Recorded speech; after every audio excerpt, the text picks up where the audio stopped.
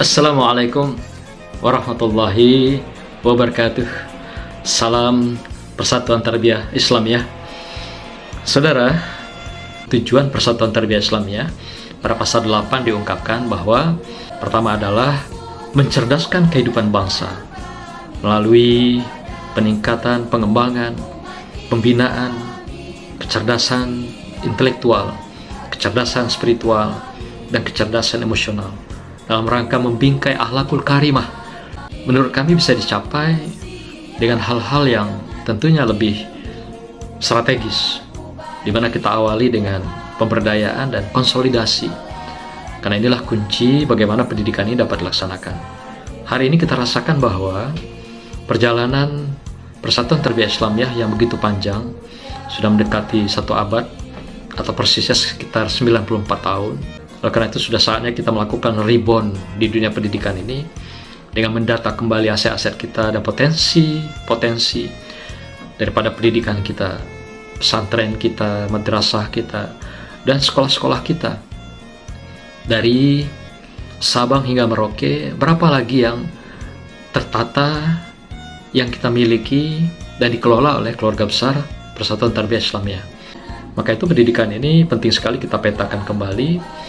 Kemudian kita mencoba meramu dan mengembangkan, setidaknya kita hidupkan kembali minimal 1000 pesantren dan madrasah yang menjadi piloting di dalam kita mengembangkan, menghidupkan kembali bingkai kekuatan kita, yaitu pendidikan sesuai dengan namanya tarbiyah. Tarbiyah tanpa pendidikan tentu saja bagaikan fisik jasad tanpa ruh. Tarbiyah tanpa pendidikan, tanpa pesantren, tentu saja menjadi sebuah kekuatan yang rapuh, kekuatan yang semu. Hanya nama besar dengan pendidikan, tetapi tidak punya kekuatan, tidak punya potensi dan aset yang menopang dan menunjang dalam segi pendidikan ini. Pendidikan kita harus terukur, selain memetakan para kiai kita, para guru, ustazah kita yang berada di lembaga-lembaga pendidikan ini. Yang kedua, program konsolidasi dalam perspektif pendidikan ini adalah kita harus menghidupkan kembali kader-kader atau perkaderan ketarbiahan. Yang ketiga, dimensi daripada bidang pendidikan ini, konsolidasi yang kita lakukan adalah penataan keanggotaan. Anggota tarbiyah hari ini hampir-hampir kita tidak bisa menjelaskan berapa yang akurat. Nah, tentunya cara-cara yang dapat kita lakukan dengan memfasilitasi keanggotaan kita secara digital. Saya kira cara-cara begini kita bisa merangkul anggota Persatuan Tarbiyah bukan saja di tingkat lokal dan nasional, bahkan juga keluarga besar kita yang ada di luar negeri bisa kita fasilitasi dengan kartu-kartu ini. Tujuan kedua adalah kita memperjuangkan syariat Islam, yang mana syariat Islam kita adalah dalam akidah, yaitu menganut paham Asy'ariyah. Demikian juga di dalam kita i'tiqad adalah Ahlussunnah wal Jamaah, mazhab Imam Syafi'i. Ini adalah merupakan potensi besar, potensi yang bisa memberikan sebuah dakwah yang menyejukkan, dengan dakwah-dakwah yang mendamaikan, mempersatukan, dan juga dakwah-dakwah yang membangun dan juga mengembangkan keumatan dan kebangsaan. Dakwah-dakwah hari ini juga sudah harus kita modif, kita berdayakan dengan pola, yaitu digitalisasi. Apakah dengan program podcast, TV digital yang bisa kita arrange, bisa kita lakukan, kita padukan dakwah itu dari Sabang sampai Merauke. Dengan dakwah digital ini banyak pihak yang bisa menikmati, banyak pihak yang bisa kita rangkul, banyak pihak yang bisa kita jalin silaturahim dan berbagai kerjasama. Konsolidasi dan pemberdayaan bidang dakwah ini adalah kita harus menghidupkan kembali tarekoh kita, di mana tarekoh ini akan lebih memberikan jalan kedekatan kita dengan sesama, di samping kedekatan pada Allah Subhanahu wa Ta'ala, dengan kajian-kajian tarekoh, dengan zikir-zikir tarekoh, dan dengan pengamalan-pengamalan tarekoh di semua lini, semua lembaga pendidikan kita. Demikian juga keluarga besar Tarbiyah Islamiyah di seluruh tanah air. Saudara, yang ketiga, kita mesti melakukan konsolidasi dan pemberdayaan sosial ekonomi keumatan. Utamanya adalah keluarga besar tarbiyah. Saya punya paradigma dalam menghidupkan kembali perekonomian ini adalah itu berangkat dari apa yang kita alami realita hari ini, di mana tingginya angka inflasi secara nasional, dan juga kita rasakan mulai terpuruknya ekonomi secara nasional bahkan mendunia. Saya melihat inflasi yang besar itu karena lemahnya daripada kekuatan ekonomi kerakyatan, ekonomi kemasyarakatan. Kita punya potensi pesantren, madrasah, dan atau sekolah-sekolah yang berbasis boarding. Saya kira disinilah konsolidasi ini kita mulai, di mana sekolah-sekolah kita umumnya punya lahan.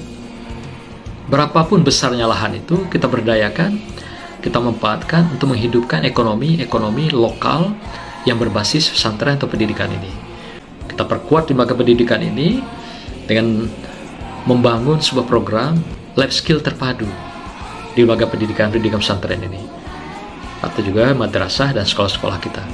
Mereka kita bangun dengan kemitraan, nanti dibangun dari pusat melalui kementerian-kementerian terkait, kemudian juga disalurkan kerjasama itu sampai ke tingkat lokal. Satu sisi lembaga pendidikan kita berdayakan dan kita sejahterakan, yang kedua masyarakat pun kita perbaiki ekonomi sosialnya dan juga kesejahteraannya.